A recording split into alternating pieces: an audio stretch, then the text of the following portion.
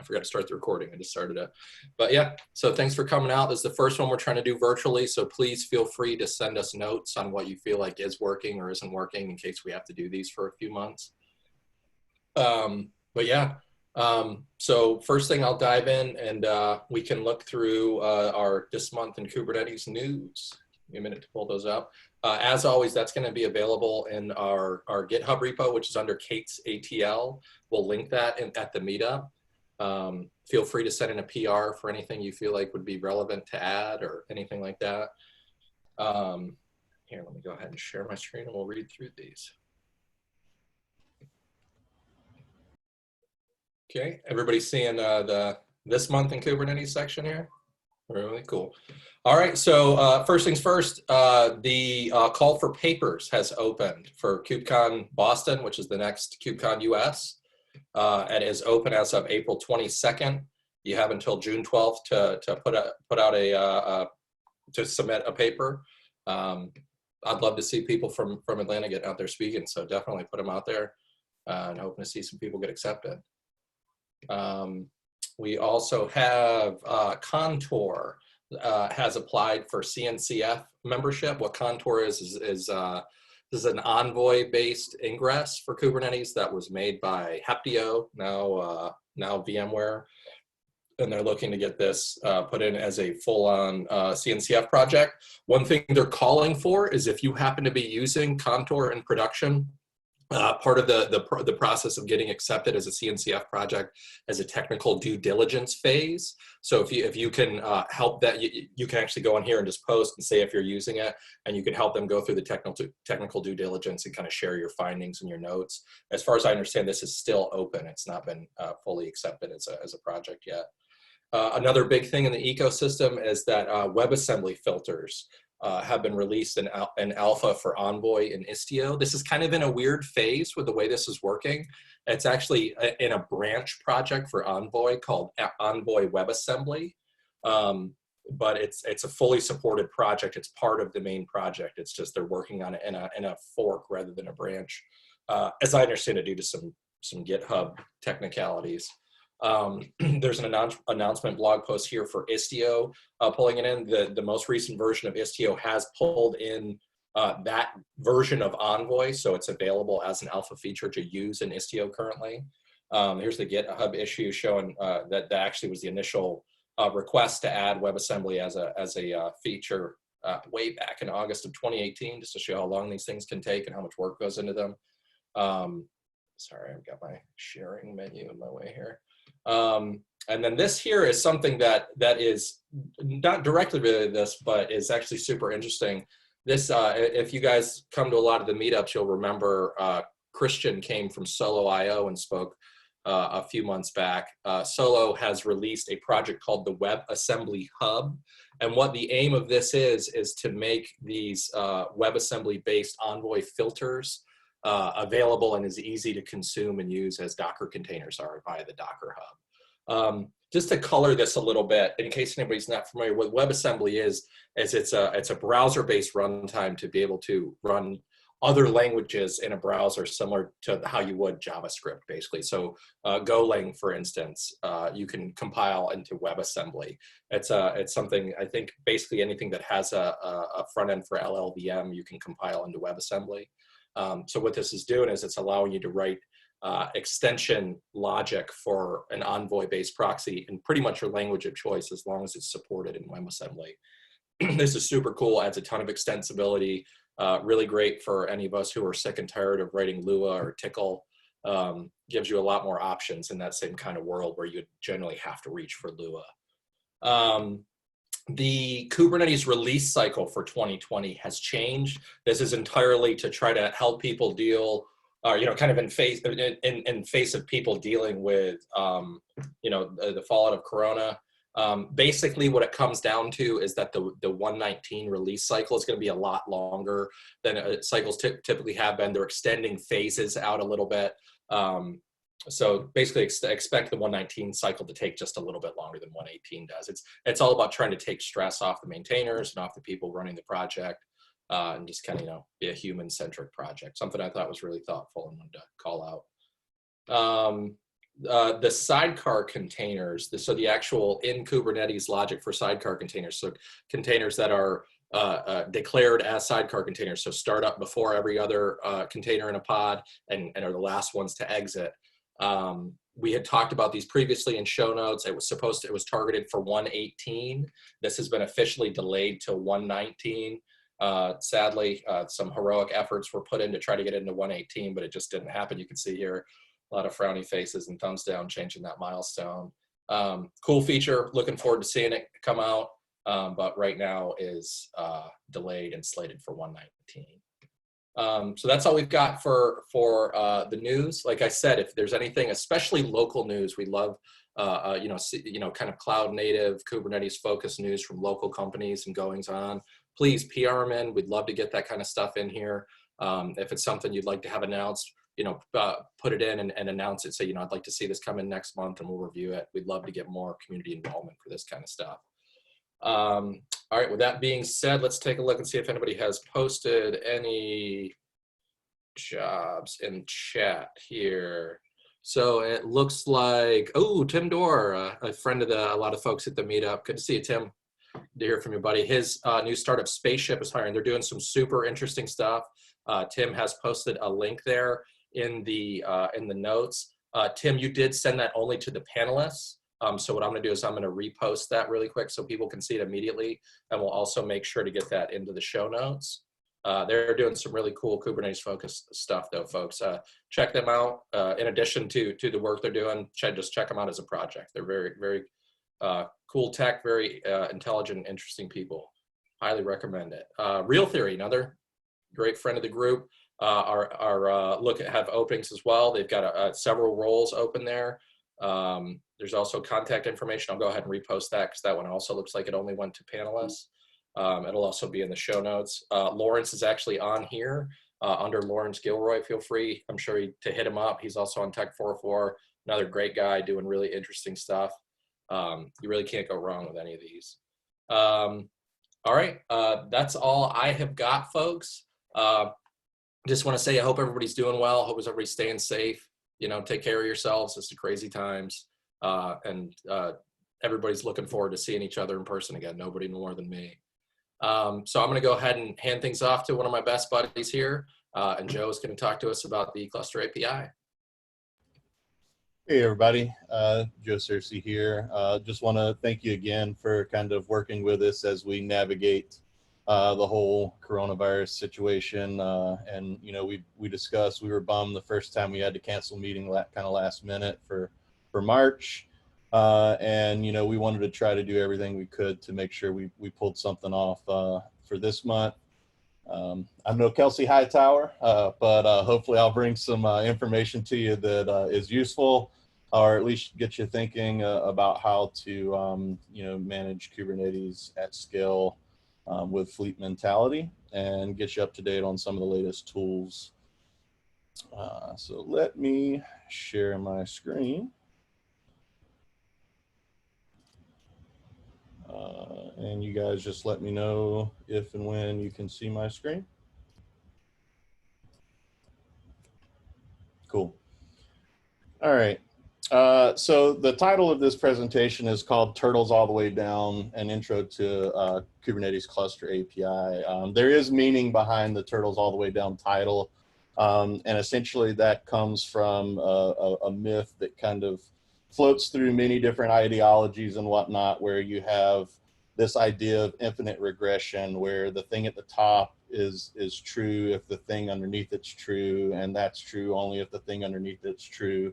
Or as a lot of the myths go, that there's a turtle holding up the world, but underneath that turtle is just an even bigger turtle, and so on and so forth, forever and ever. So I did throw a link in here to the Wikipedia article on that if you get it, if you want to dive deeper into that. It's a cool school of thought, but and it's used throughout many things, and it's pretty awesome that this comes into play with the Kubernetes Cluster API, because it is very true to the spirit of this myth here, and they have adopted this as one of their primary logos for the project. A little bit about me. Hopefully most of you already know me, but Joe Searcy, I'm a member of technical staff at T-Mobile. Different ways you can reach out to me here, but been at T-Mobile for going on 5 years now. Spent the past 3 years specifically working on Kubernetes, upstream contributor, part of the component standard working group and the VMware user group, and just in general kind of a nerd and tinker with all things technology. So kind of want to start things out here. Feel free to post in the comments. I am genuinely curious about like people's answers to this question. You know, does anybody have just one cluster anymore? I know for us, you know, we started out a few years back with Kubernetes, and it was always, do we have a small number of large multi-tenant clusters, or do we do a large number of small single-tenant clusters and different things like that? And each of those things kind of has, you know, different connotations and operational overhead and expense that comes with it. So it's always curious, and it's one of my favorite parts about doing these meetups in person, when we can all talk and see like, what are you doing at your shop versus what I'm doing at my shop, and seeing how Kubernetes is still somewhat new. There's no right or wrong answer. You know, we're all figuring it out together, but the project's finally starting to come and mature at the phase to where we in the same way that what brought us to Kubernetes is to stop thinking about applications as single instances that are special. They have names and they live somewhere, and I log into the server that they run on every day, and I know when something happens to that server, and you know, things like that, to where it's just a pod that lives out on a cluster somewhere, and I scale it based on replicas, and I don't care about the individual pod. You know, taking that same approach and scaling that up from and bringing in the concept of clusters as cattle, really. So fleet management, and this comes into whether you really want to empower your end users further by giving them their own cluster, or you want better isolation for security reasons so that no app team shares with another app team, or you want to mitigate blast radius for outages and things like that. You probably end up with more than one Kubernetes cluster at this point. But the flip side of that is each new cluster you deploy has operational overhead, even for a lot of the managed Kubernetes platforms, your GKEs and EKSs and so on. You know, there's lifecycle management of that, where a lot of those managed services take care of a lot of the pieces. They don't take care of all the pieces, especially when you start to think about all the things that you layer on top of Kubernetes, like your ingress controller, your persistent storage, your logging, your monitoring, you know, all the different pieces like that. They all have lifecycle overhead. The more instances of those things you have, the more you have to think about managing, so on and so forth. So at a high level, what is Cluster API? So a lot of people, when I've talked to about this, you know, they're like, well, Kubernetes has an API. Is that what you mean? It's like, no, not quite. So in the same way with Kubernetes, that there are primitive resources that are defined, pods and daemon sets, deployments and stateful sets and things of that nature, that handle things that run inside of a cluster. Cluster API is really a framework to define another level of primitives and a higher level abstraction layer to allow you to manage clusters in the same way that you manage normal Kubernetes resources.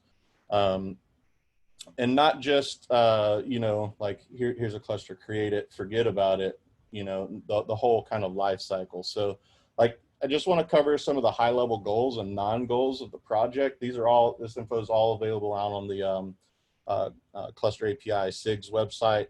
But I think these are important to consider because there's a lot of chatter going on around Cluster API right now. There's some big providers adopting Cluster API.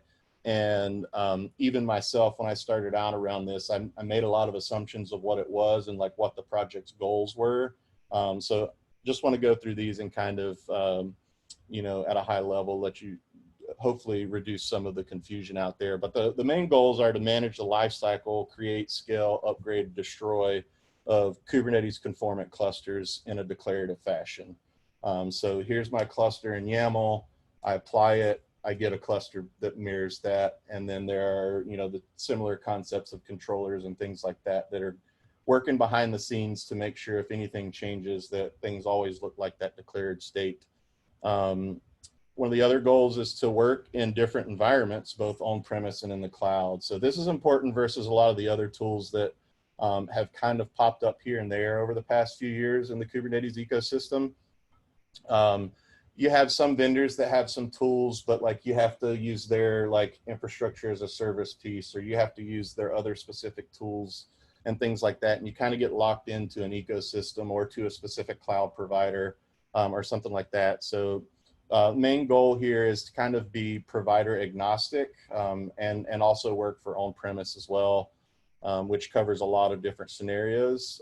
So if you start thinking about that, like this has to work for Google, this has to work for Amazon, this has to work for Microsoft, this has to work for VMware, has to work for bare metal, you kind of start to understand the complexity that goes into a project like this. Also, one of the goals is to define common operations to kind of baseline a default implementation of what that conformant Kubernetes cluster looks like or should look like, and how its lifecycle should be managed, and the ability to kind of swap out implementations for all alternative ones. And then also to be able to reuse and integrate existing ecosystem components rather than duplicating their functionality. So this is things around that already exist for some of the cloud provider features like cluster autoscaler, node problem detector, and a lot of the work that the SIG multi-cluster group has been doing.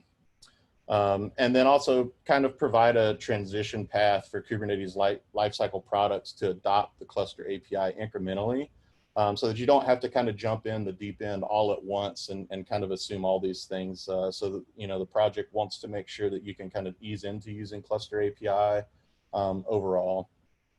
Now, some of the non-goals, and these are almost as important as the goals in my opinion, because again, like the scope of the project based on just the simple high-level goals that I mentioned just a few minutes ago, it's a huge undertaking, and so you kind of have to put some guardrails to prevent, you know, absolute infinite scope creep to solve every possible problem out there, where you just end up kind of rewriting Kubernetes as a whole.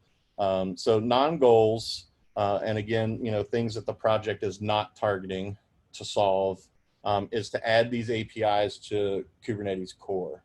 So you're not going to see these be like default primitives for resources when you install Kubernetes, right? They exist at a higher level. They should exist at a higher level, and there's no intention to merge these in.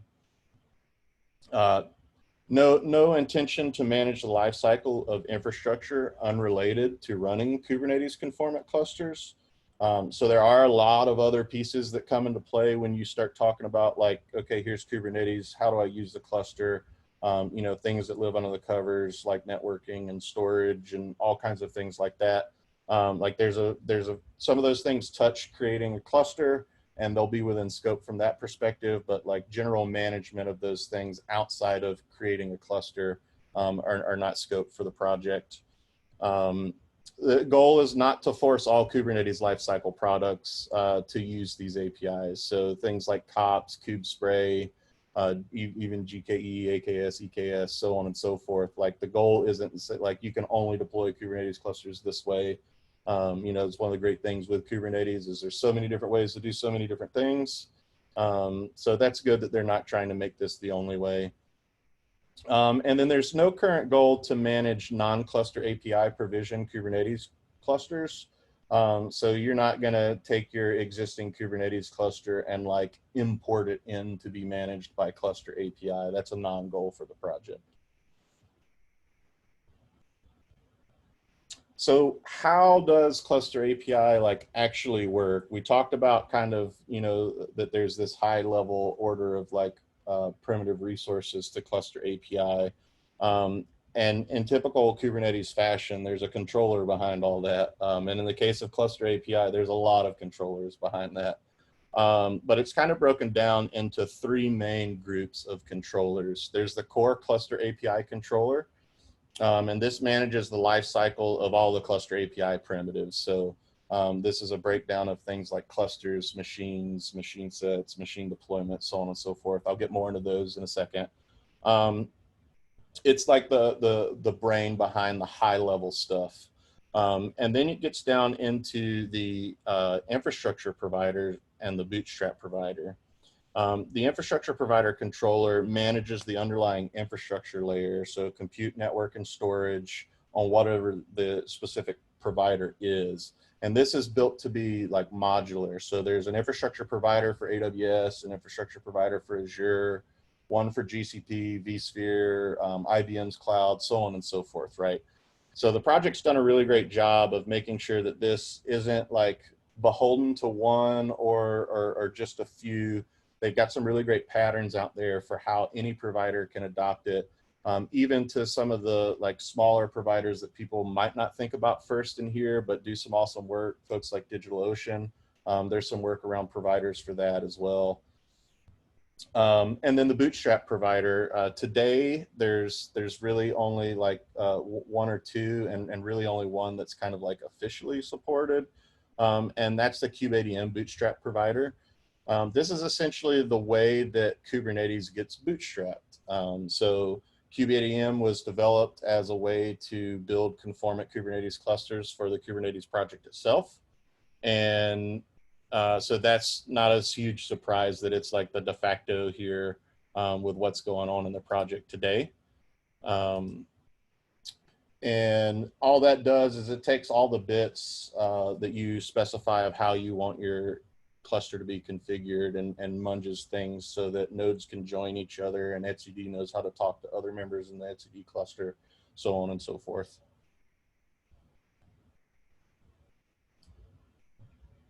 All right, so at a high level, Cluster API kind of comes in like two pieces. There's the management cluster and then the workload cluster. We'll start off by talking about the management cluster. Some people refer to this as an admin cluster, but it's essentially just a dedicated cluster for managing other clusters. There's no like user-based workloads that run on here. This is intended to be kind of an operational appliance, so to say. And so you might have one or more of these management clusters depending on your environment and topology and everything of that nature. And this can be something as simple as a kind cluster, Kubernetes and Docker. Obviously, that's not great for production, but it can really be pretty much any Kubernetes cluster that supports the prerequisites for Cluster API. One of the cool things here is that you can start with like a kind cluster running on your laptop, and you can use that to build a workload cluster, and then you can pivot that workload cluster you built to be the new management cluster. So there's a lot of cool like migration capabilities and stuff like that that are built in, that the maintainers of this project have done a really great job to cover a lot of different scenarios. So, hey Joe, in the chat, we have a question from Gary Hutchins saying, are the infrastructure providers maintained by the project or the specific providers themselves? Great question. So it's kind of both. There are definitely some providers that are more active than others, and that's one of the things. So with all things Kubernetes, the individual infrastructure providers, they're API versioned, like most of the Kubernetes related resources are. And as that, like watching this project mature as it has, there's been like version 1 alpha 1, version 1 alpha 2, version 1 alpha 3 now. I have seen some stuff where it's been like a slow uptick for certain providers, like getting to the latest version.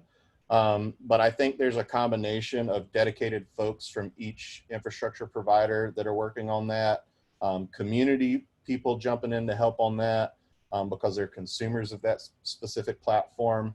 And then the Cluster API SIG generally has some folks, available to help out and kind of pick their brains and stuff as things come up. So it's a big group effort. So let's start talking about some of the specific Cluster API resource primitives. These are all defined as Kubernetes CRDs, or custom resource definitions, at a kind of simple level, in the way that a pod is like the lowest level component within the Kubernetes workload stack. A machine is kind of the lowest level component within the Cluster API stack. It's the declarative spec for a node. If a new machine object is created, a provider-specific controller will handle provisioning, installing a new host registered as a new node, matching the machine spec that gets specified. And that has specifics about how the networking and things of that nature get created. And so in the same way that your pod controller will like create a new pod when a new manifest is deployed for deployment and so on and so forth, it goes and grabs an image. Similar thing with the machine, it's got a defined image that it's using, which is tied to a version of Kubernetes and the Kubernetes components like kubelet and things of that nature. And those are kind of artifact resources. And I'll talk a little bit more about that later. But the fields like the kubelet version are modeled as fields in the machine spec. Again, think similar to like a pod spec. Any other information that is provider specific is part of the infra provider ref, which again is just another field within the specification here. And that's not guaranteed to be portable between different providers. So while that kind of gives the things where you have like a Bootstrap config and an infrastructure, provider spec within the machine definition. And they've made these pieces to be kind of pretty modular to work across the disparate platforms. So there's going to be a lot of stuff here that isn't necessarily carried one-to-one between the different provider implementations. So one of the big things here is machine immutability. So talking with a lot of folks, people still, even in the days of Kubernetes, they think about, at least for companies or organizations that weren't like born in the cloud, so to say, they still think about like patching and upgrading their nodes as like a patch in place type thing. Like there's some fix for a CVE, and I go to my worker node and I patch it through RPM or Yum or something like that. Or maybe you have a fancy daemon set that does that for you. But the concepts with cluster APIs brings in here is like a very hard opinionated view that a machine is kind of an immutable artifact. So it's an in-place replace versus an upgrade. So that is something that, can be a stretch for some organizations where they have a certain opinionated view of how patching or security lifecycle type stuff should be held. Machine deployment, again, this is similar to the concept and relationship between a pod and a deployment. You have a machine and you have a machine deployment. It's just a higher level abstraction that adds in some like health checking and different things of that nature. So if something happens with a machine, it's not responding, there's certain checks that it doesn't pass, the machine deployment, it has the ability to start up a new machine to replace it and then eventually delete the misbehaving machine. So we talked about infrastructure providers a little bit, and these are some of the big ones out there. There's stuff to cover. Most of the major cloud providers, stuff to cover some on-prem stuff, and there's work being done to cover generic bare metal solutions as well. And again, this is just an infrastructure provider. It's just a source for computational resources, the machines, the networking, and different things of that nature. And there's, more work for like the Metal as a Service, the Metal 3.io. There are new providers kind of popping up fairly frequently.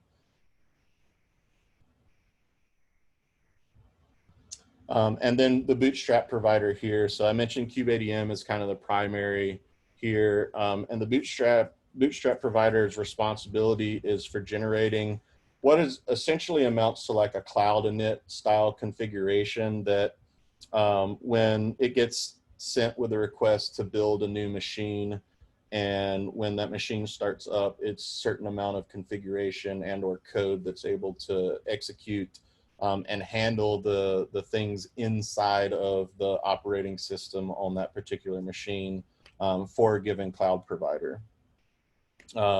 So this is stuff like generating cluster certificates and stuff like that, or supplying, bring your own cert type situations, initializing the control plane. So being able to join control plane nodes together and being able to join worker nodes to a control plane,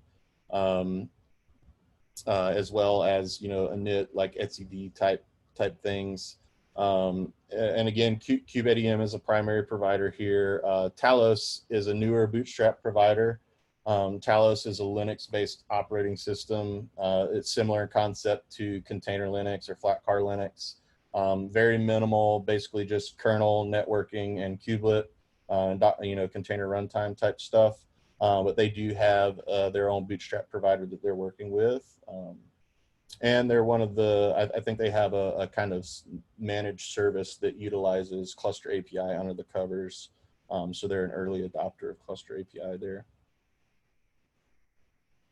So we talked about the management cluster, and the management cluster kind of exists to help build workload clusters. And workload clusters are our generic idea we think of as a Kubernetes cluster. It's a place to run applications and workloads. So this breaks down, hopefully we're all familiar with this, but you know, there's a control plane at a high level. It's, you know, the API server, scheduler, controller manager, things of that nature. And then there, you know, one or more worker nodes that are running things like kubelet, kubeproxy, and some type of container runtime. Some of the interesting things here that come into play with Cluster API is there's a few different planned rollout methodologies for the control plane. So machine-based is kind of the only currently supported control plane model, which is, as you think, each control plane machine is a separate, like, virtual machine, separate OS, you know, separate resources running on that and whatnot. But there are some plans to do some other things there, to do like pod-based deployments, where you could deploy your control plane as pods in another Kubernetes cluster, or more than, you know, other Kubernetes clusters. And then there's also the idea of like external control planes, where you could tie into a control plane offered by something like a GKE or an AKS or something like that, another managed Kubernetes service. And again, as of version 1 alpha 2, when I made these notes, and I think now version 1 alpha 3, the machine-based control plane is the only one that's supported. But kind of show these other options, just kind of show you some of the creativity that the Cluster API Cluster API SIG has when they're starting to think about all the different possible scenarios that customers would use to build Kubernetes clusters.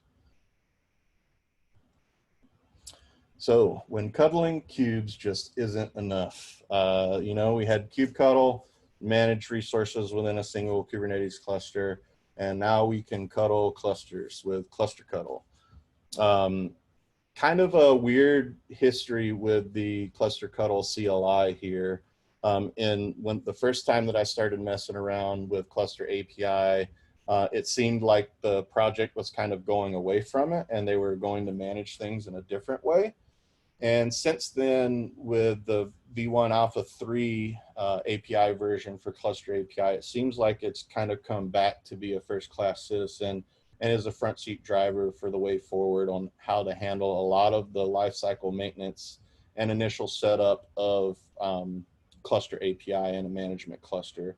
So this is a way to quickly get started with Cluster API. It automates fetching different YAML files that define provider components and installs them into a cluster. It also kind of encodes a set of best practices in managing providers, and helps avoid misconfigurations and some of the day two operational things like upgrades that can go wrong. And again, here, like the clusterctl move is a way to migrate workload cluster definitions from one management cluster to another, which is a lot that goes into that, like being able to pivot an existing workload cluster into being a management cluster. As of right now, again, it seems like this is becoming like a core piece of the project again. So a good thing to read up on. So let's kind of talk about current status of the overall project, like what they've accomplished, which is pretty awesome. to be able to provision conformant workload clusters with the declarative, Kubernetes style user experience, like that in and of itself is awesome. The fact that they've done it to where they can support multiple infrastructure providers is even better. Now, as of V1 Alpha 3, they kind of have the story around highly available control planes figured out. Previously, that was kind of a weird thing where HA control planes didn't work in the way you expected them to. And then you can deploy, scale, and manage the lifecycle of control plane nodes, and deploy, scale, and manage the lifecycle of worker nodes, which in a lot of shops, if you manage a large number of clusters, like those things in and of itself can be a huge time-consuming operational overhead. So being able to manage all of those things just like they're pods in one Kubernetes cluster, but taking a step back and seeing you're actually managing clusters as a whole unit, that's pretty awesome. So huge shout out to the Cluster API SIG, all the work that they've done to get us here, and all the cool ideas they have to kind of push things forward. This is also where, like, there's several different big projects out there from many different vendors that are starting to adopt Cluster API under the covers. So you might see it come across as some other brand name out there, something like that, but it's going to be Cluster API under the covers, and that's pretty neat. So future state here, kind of get a little bit more into where the project's going. And this is, there's a ton of features out there, the link on this slide, and we'll have these slides posted out later. But link on the bottom of this slide kind of shows their whole roadmap. They just recently updated it for kind of V1 Alpha 3 Plus range of features that they're targeting. But one here, the machine load balancers. So this is an interesting thing, that anytime you deploy a Kubernetes cluster with a highly available control plane, you now have a distributed control plane that you need to be able to kind of balance and route requests to fully take advantage of a resilient nature of it. So this isn't like, a load balancer for your ingress or anything like that. This is purely just solving the problem of how do I provide a single endpoint to route across multiple control plane nodes here for the Kubernetes API. So this is something that's going to kind of come in to be a primitive, but essentially this is like a dedicated machine type where you can provision something that could be as simple as like HA proxy or something like that. And this is mainly for environments where you don't have nice things like plugged in, like elastic load balancers or something like that, or where maybe you want to like save some money by not utilizing those features and you just want to run like a single small instance or something like that.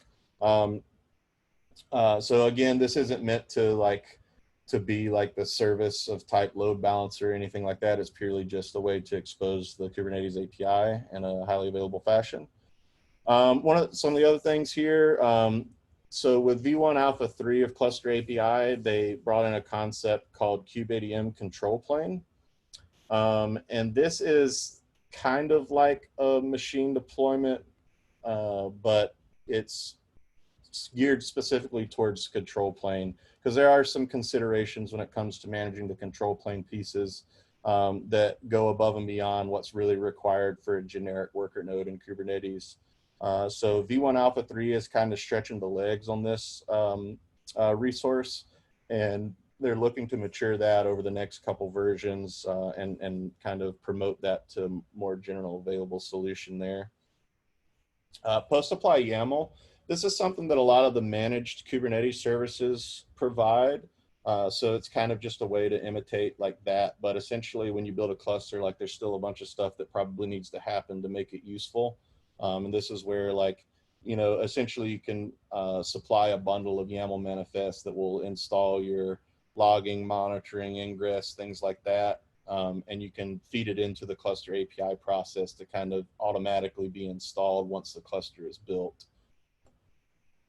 One of the other things here is enabling the MHC for control plane. So this is where the MHC is the machine health check controller. This is where, like if you think in a normal Kubernetes cluster, like the node health or node problem detector stuff like that. It's like essentially has a set of checks to identify if a machine is in a healthy state or not. And currently the existing MHC only watches machines that are part of and managed by a machine set. So today that does not cover machines owned by a control plane controller.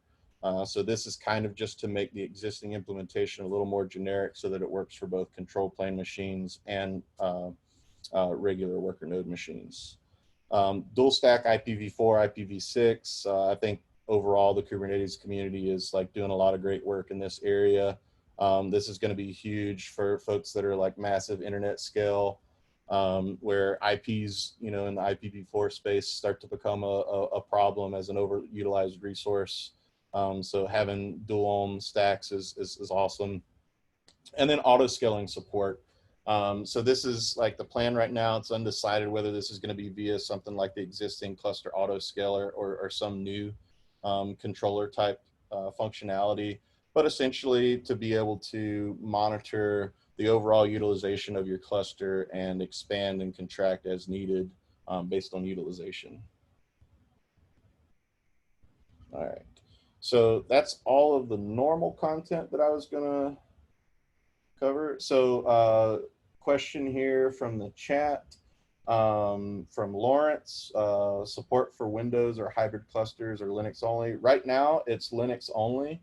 Windows-based worker nodes are coming. They are on the roadmap. So I'd suggest checking out the link at the bottom of this slide to get some more information on the kind of the when and how of that.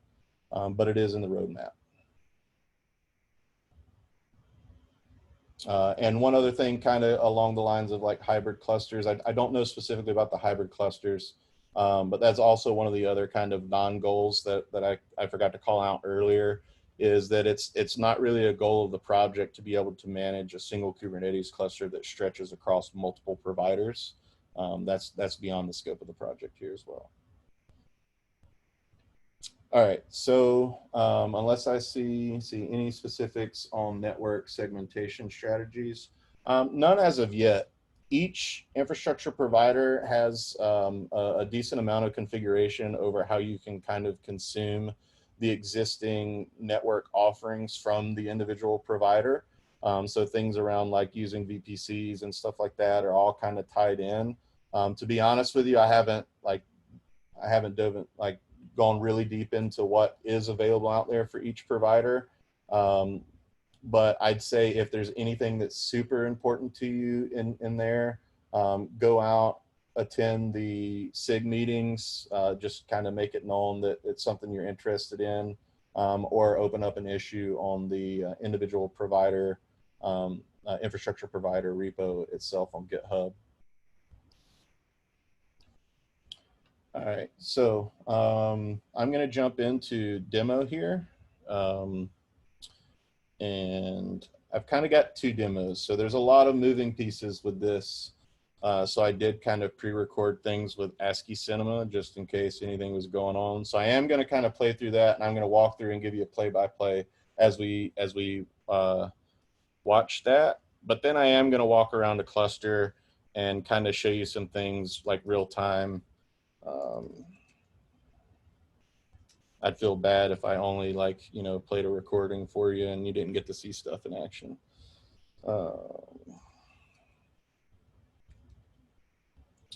So this is my first time trying to do a playback here with ASCII Cinema.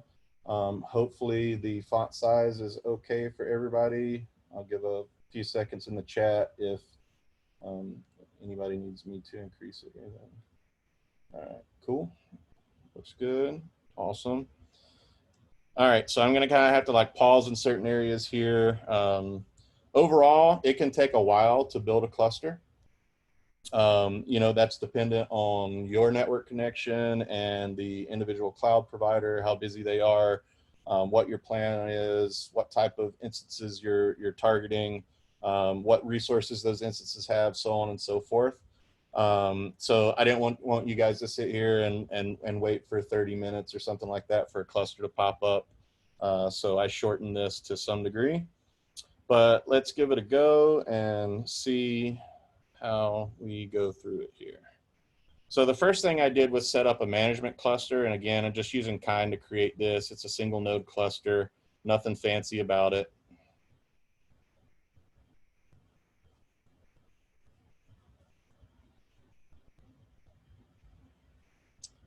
Just kind of show you that that cluster's up. It's not marked ready yet. Wait for it to be ready.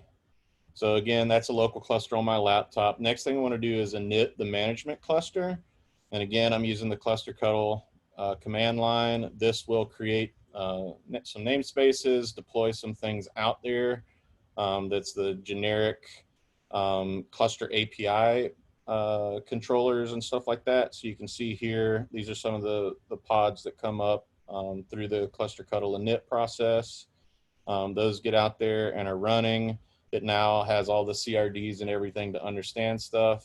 So there are one thing to say here is that there are some environment variables that, you know, it's assumed to be set. I'm not going to show those to you because they do contain secrets. You know, obviously you're talking to your cloud provider API here. There's going to have to be some nature of secrets involved here. But this part here utilizes the cluster AWS ADM CLI. So there are some like prerequisite type things like that you're going to need to have installed to get up and running. And that's going to be dependent on each individual cloud provider. I'll walk you through the cluster API SIGS documents portal after this, kind of show you where you can find out what prerequisites are required for individual providers.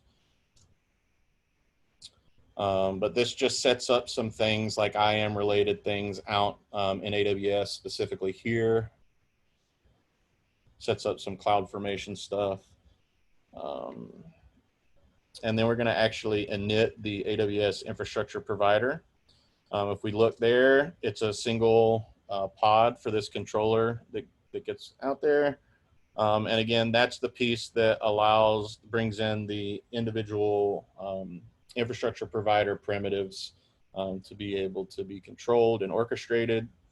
So next we want to provision a workload cluster. We're going to create a namespace here to build that cluster in. I'll talk a little bit more about namespace management with all this in a bit. And then we're going to run a command with cluster to essentially generate the manifest required here.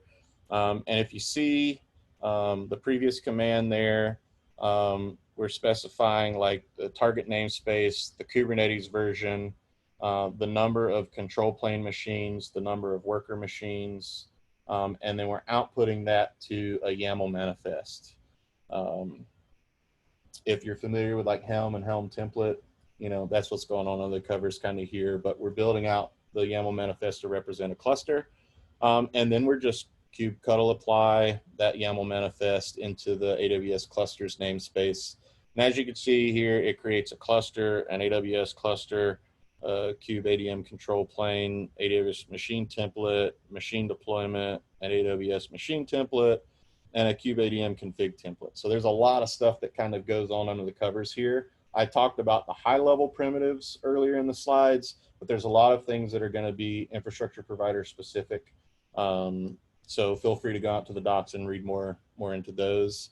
So now I'm going to do a get clusters because clusters are now just like pods. And I can see that I've got a cluster here called AWS-cluster2, and its phase is provisioning. So again, at this point, all of the controllers underneath the cover are like seeing what are the new YAML manifests and resources created within this Kubernetes management cluster. And then they're going out and making API calls to the infrastructure provider to generate all of the required networking bits, the elastic load balancer, the security groups, all of the things of that nature. And then it will start provisioning the virtual machines in EC2. There are some AMIs out there if you're an Amazon shop that are pre-created and managed for the project here for different supported versions of Kubernetes. That is going to be different per infrastructure provider. Most of them have stuff that's already out there and available. For folks like VMware, there are some images that you can pull and then deploy out to your vSphere cluster. That is something that's currently a manual process. I think the group is working to kind of make that a little bit easier to consume. But as you can see here, we're kind of checking the machine status here. We see one running, one provisioning. Now we see both of them running. And again, there, just for transparency, that's about 20 minutes in between there. So now we've got a cluster built. We need to be able to talk to that cluster and interact with it. So as part of the process, the cluster is generated, kind of cluster admin kubeconfig is generated, and that's stored within the management cluster in a secret. So I'm just pulling that down, writing it to a local file. And then I am using dir env here to where when I cd into the directory, it automatically exports my kubeconfig to point at the kubeconfig that I just pulled. And then I'm going to do a kubectl get nodes -o wide in this workload cluster. So I'm still on my laptop, and I am now talking to this newly created cluster that's running out on AWS EC2. And as you can see here, I've got two nodes, one control plane node and one worker node, and both of them say status not ready. But you can see the OS image that's used. You can see the Kubernetes version, the kernel version, and the container runtime here. So those nodes will not show as ready status until we deploy CNI. Here, I'm just going to deploy Calico. It's a good generic CNI. Pops all of those bits out there. Wait for a second for those pods to come up and start running. Now, if we check our nodes again, we can see here that both the control plane node and the worker node are marked as ready. And if we, typo there. If I go back out, that unsets my kube config. So now I'm back talking to my local management cluster. So if I do a get clusters there in the AWS clusters namespace, I see that my AWS-cluster2 cluster is now in the provisioned phase. So if I do a kubectl get kubeadm control planes, I see that it's there, everything's ready and initialized. And if I get my machine deployments, we see that that's running, all the replicas are there, and all my machines now show in the running phase. So everything's great. So let's deploy a sample workload to it. We want to prove that this is a real cluster. We can talk to it like any other Kubernetes cluster. So just tossing out a really generic workload. And there you go. Shows that it's running there, shows all the pods running across this workload cluster here. You can see that things like the API, Kubernetes API server, the Kubernetes controller manager, kube proxy, kube scheduler, all of those things are running as pods.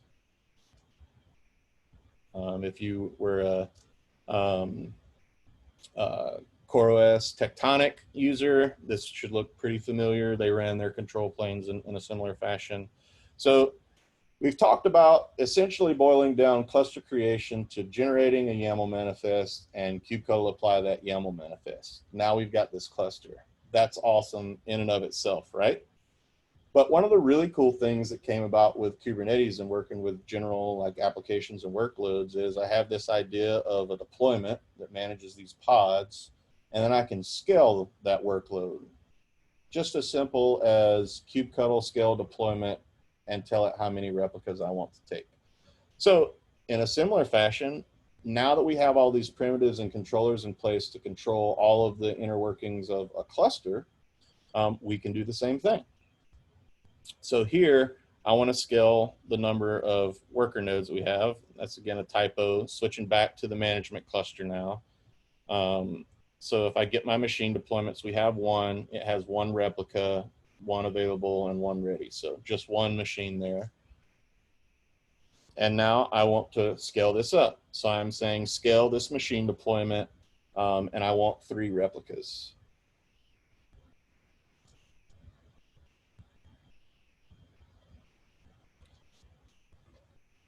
So a question from Eldon in the chat here. Do they have any kind of target on time to provision in the future? Not that I'm aware of, but that's a good call out. I have seen some pretty disparate timings between the different providers. And API calls out to infrastructure providers are kind of weird. They're typically like long-lived and in some cases blocking. And I'll talk a little bit more about that later on. But great question, Eldon. I'll see if I can reach out to the folks in the Cluster API SIG and get an answer on that. So Kubernetes says, hey, we're scaled, or we're scaling up. So the machine deployment now says it's in the scaling up phase. 3 replicas are what we want, but only 1 is available and ready. So we wait.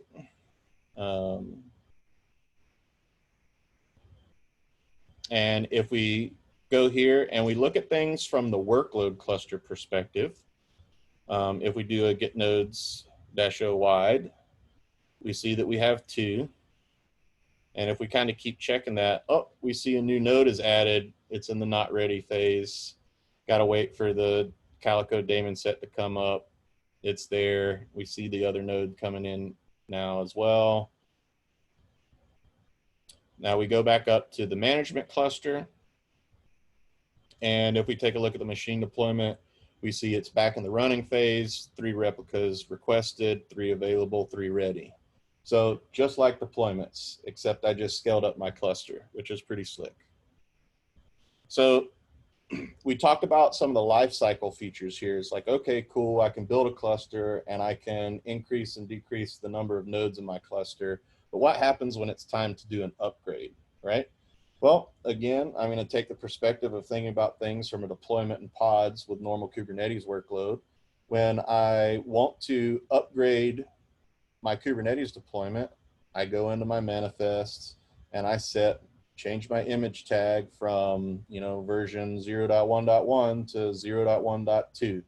And then the deployment and the controllers in the background go through and take a look at what's out there. They mark, they deploy a new pod replica at the new version. They wait for that to come up, check everything. Once that's up, they, take down an old pod, all based on kind of your update strategy and whatnot. Well, in a similar fashion, we now have the ability to do that with the Kubernetes version on our nodes. And as I mentioned, there's no like patch in place methodology here. Cluster API assumes that the nodes or machines themselves are kind of immutable artifacts. So in the same way that you don't upgrade a pod in place, you build a new one, wait for it to come up, and then delete the old one. Cluster API takes the same approach with managing machines here. So if I want to upgrade my worker nodes, I'm going to edit the machine deployment. And I'm going to come down to the version here. And I'm going to change from version 1.17.3. I'm going to change that to 1.17.5. And then I'm going to write that. And that's been edited. You could just as easily change that in the manifest, and kubectl applied it. And now we see we have 4 replicas with 3 available and 3 ready. So here I'm just doing a fancy kubectl command to print out specific fields that I want from the spec, which is the name of the machine, the provider ID, the phase, and the Kubernetes version. So here you can see that we have a new machine in the provisioning phase, and the Kubernetes version is 1.17.5. We see one that's already been provisioned at 1.17.5 that's already running, and we see an older machine at 1.17.3 that's being deleted. So if we kind of keep running that, we see it progress through this until eventually all of the new nodes at our machines at 1.17.5 are provisioned, and all of the old machines at 1.17.3 are cleaned up. So here, I didn't touch the control plane, so it's only the worker nodes that were upgraded here.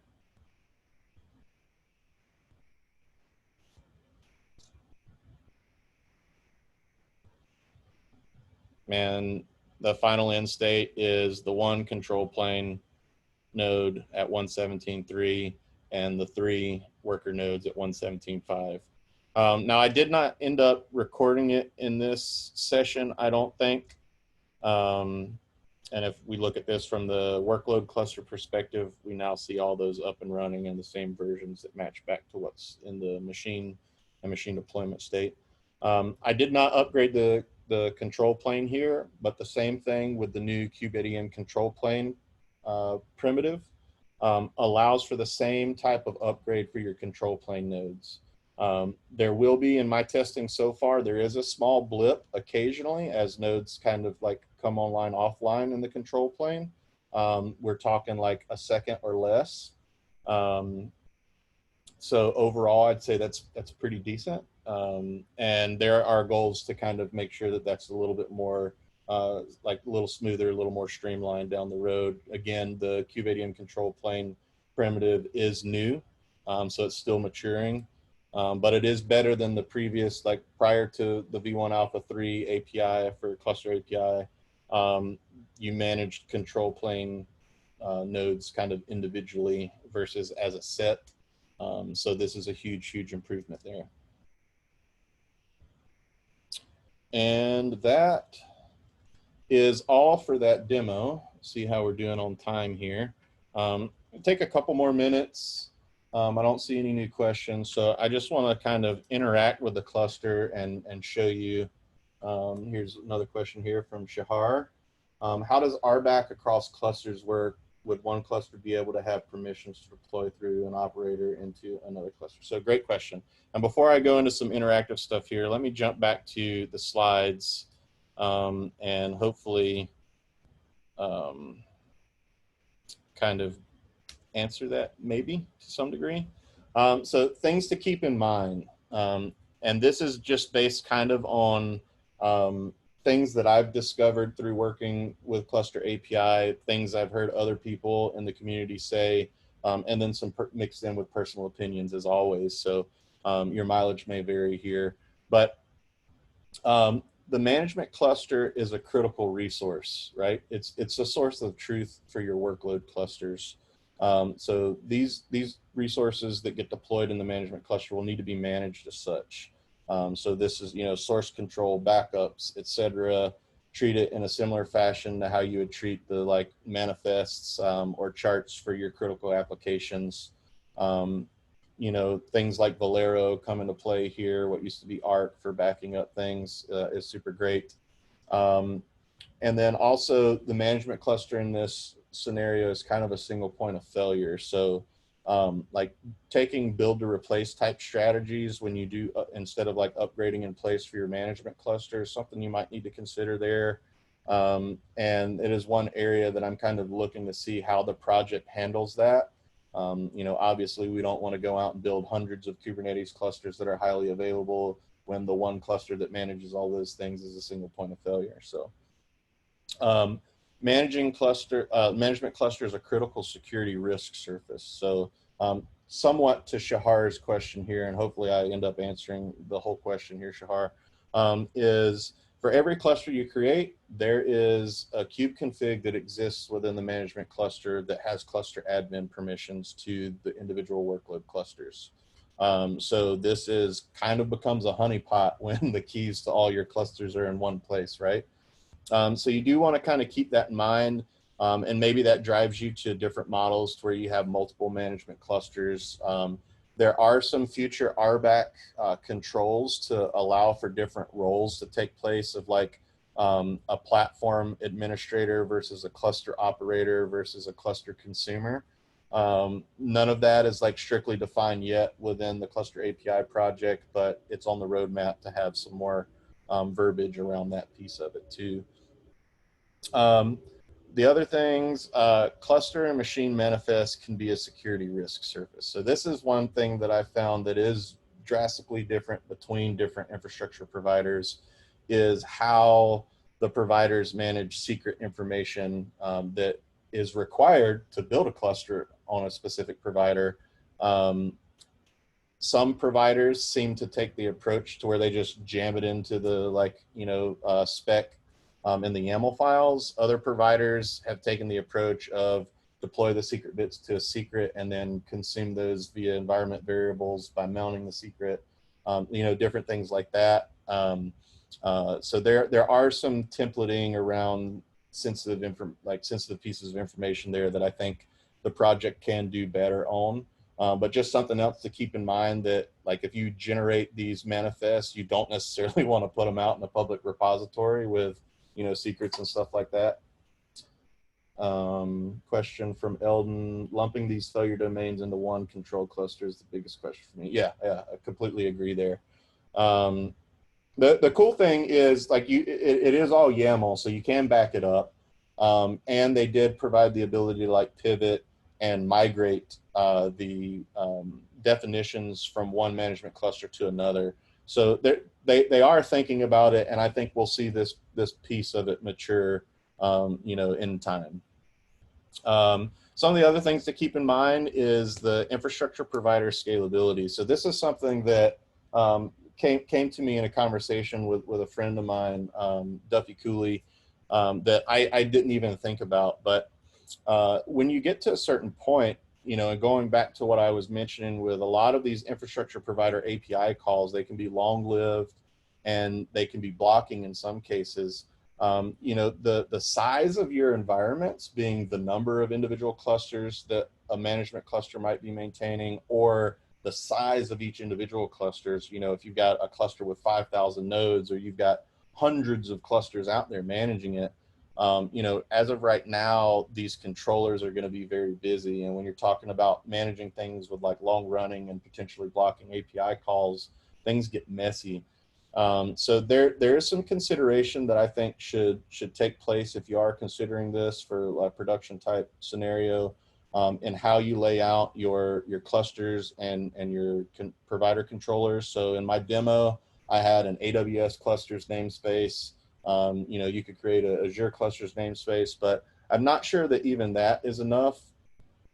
I think maybe you might have a namespace per cluster, again, for further isolation for many different reasons there, but also to potentially provide for scenarios where you might have a controller per cluster if your clusters are large enough, or you might need to federate out and have, not necessarily one-to-one, but have many controllers for a specific infrastructure provider rather than relying on a single controller. Another question here from Shahar: how do you envision managing Kate's related projects would work in CAPI, i.e. managing OPA, Istio, Valero deployed in a cluster, managed at the cluster level? So that kind of fits into the add-on YAML piece, where it's like, give me a directory of YAML manifests to have automatically applied when the cluster is up and running. I think that falls into it. Obviously, that's a very, very simple approach. Again, it mirrors what a lot of managed Kubernetes service providers have done. I think there's space there for some additional tools, personal opinion. I'd love to talk to folks in the this cluster API SIG and see what their opinions are on that. And then again, I just kind of want to reiterate there that like the opinionated approach to infrastructure, if your organization has super strict policies that like, CVEs must be patched immediately, or you've got to apply these specific RPMs or dev, bundles or whatever, like this can be a big shift, because you're taking the stance that your infrastructure is immutable. It's a very opinionated approach, and you're talking about like replacing nodes versus patching them in place. So conversations with like security and auditor folks at some organizations, like that doesn't go over very well. I don't know if it's because they're it's not a paradigm that they've shifted their thinking into yet. So maybe that'll catch up, but just something else to kind of consider. Question from Lawrence: big picture, which use cases do you see cluster API being widely used for? Honestly, and thinking about it from a perspective of how we might use it, like we have some existing APIs and stuff that we use to to bootstrap our clusters at scale that operates very similar to Cluster API. And we've been using that for, you know, 2.5 years now, very successfully. So the pattern, I think, is proven. Obviously, managed providers like GKE and EKS and stuff, you know, those folks probably have something similar going on behind the scenes.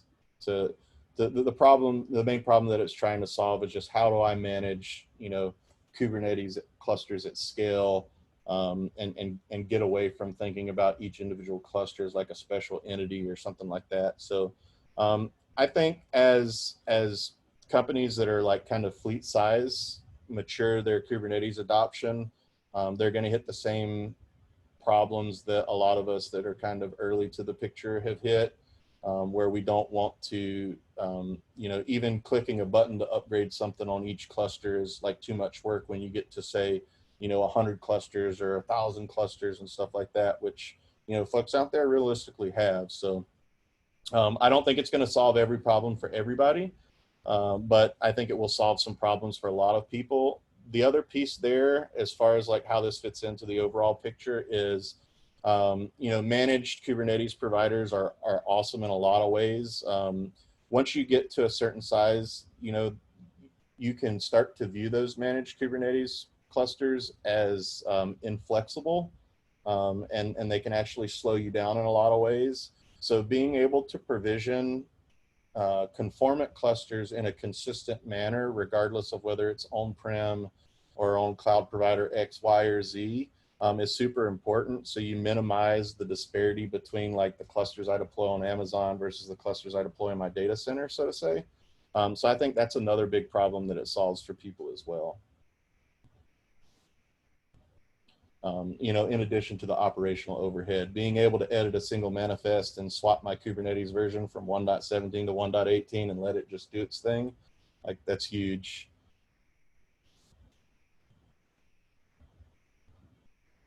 And again, have links and stuff here. We'll have these slides out and available.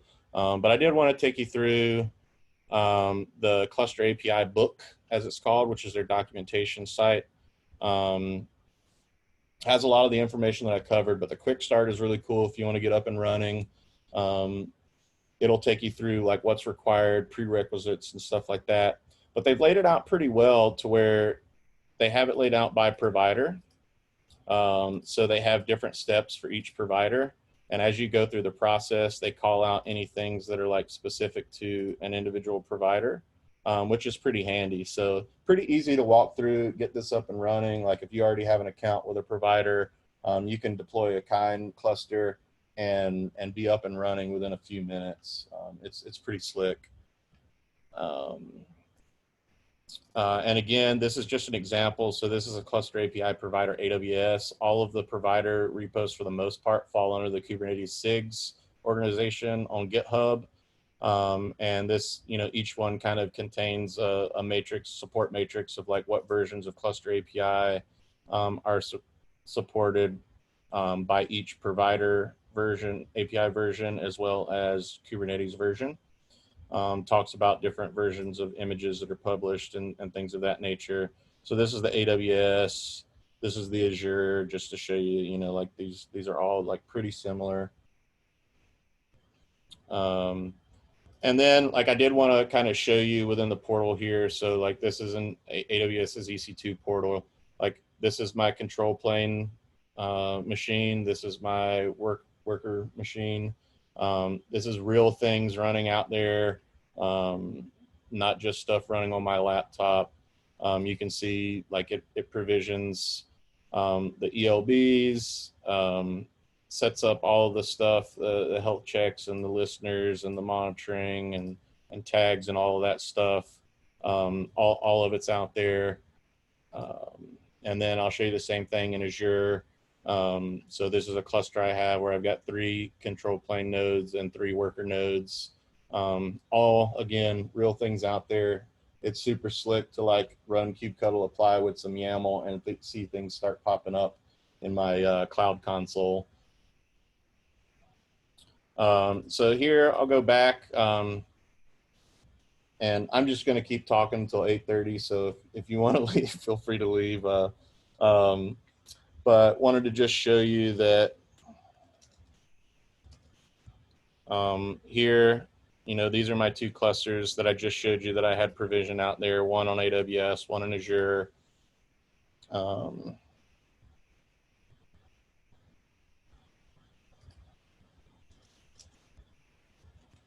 Again, this is on the management cluster, but you can see, so the short name that people have started using for cluster API is CAPI. I'm a weird old school AIX guy. CAPI meant something completely different. So this is the new CAPI. But as you can see, there's several things that get deployed out with the Kubernetes Bootstrap Provider, the CAPI controller manager, so on and so forth. And then each infrastructure provider has a CAP something name that they're going with. So Amazon is CAP A, and Azure is CAP Z. VMware is like CAP V, so on and so forth. So these are things that are out there that are all like running and managing stuff. Again, here's machines out here, local stuff, but talking to real world stuff out on the cloud. There is a really cool Docker infrastructure provider as well, to where you can deploy machines like similar to how Kind builds clusters. It talks to the Docker daemon to build Docker containers as nodes. So really cool stuff that you can do there. And then one of the things that I want to show you here is if I take one of these individual infrastructure provider controllers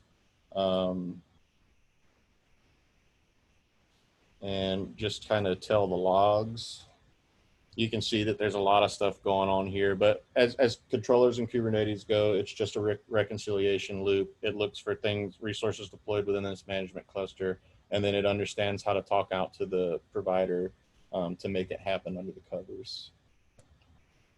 Another question from Eldon regarding auditing. Auditors are still not necessarily in these mindsets, but they seem to be flexible in clarifying and adapting controls. Yeah, again, like your mileage may vary of what's the norm or how the folks are within your particular company or organization.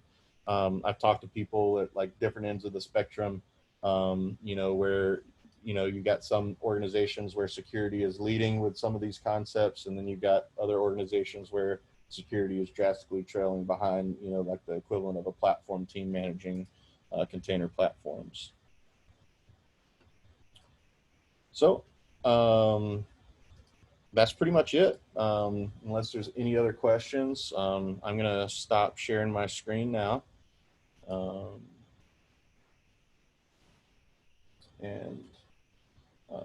In fashion with what we normally do at meetings, I am going to pop open an adult beverage. So if anybody wants to kind of hang around and continue chatting and join in, cheers. Cheers, buddy. Thanks everybody for coming out. And again, please feel free to send us notes on what we can do better, or any ideas you might have for things we can do to improve this. I suspect this will not be the last time we do this virtually. So. Yeah, and we're definitely, this was kind of, thrown, I won't say thrown together, but put together last minute as far as the content goes. I'm sure you folks get tired of hearing me talk. So if anybody wants to put together a topic and do a talk, please reach out.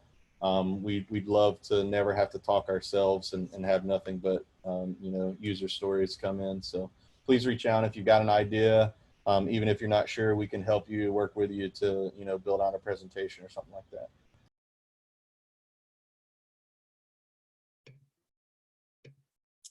I have just marked to allow participants to unmute themselves. So if you feel like joining in and just chit-chatting, feel free. Oh, I think this